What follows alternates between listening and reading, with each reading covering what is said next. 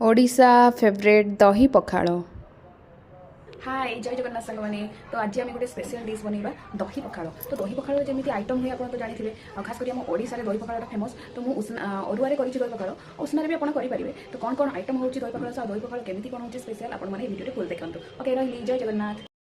तो आम गैस लगे लगे दे सारापर आम डिशटा बसैलु पा गरम है चाउलटा पकईदेलु पकई सारापर आम भात टी समय पर होगला आम भातटा ठंडा कर सारापर दही एड कलु आंब कषि अदा कंचा लंका छेचिकी रखिलु ताकू पकईलु लेंबू पकईलु आम छुंक देवा तो सोरिष भुसुंगा पत्र टिके तेल आम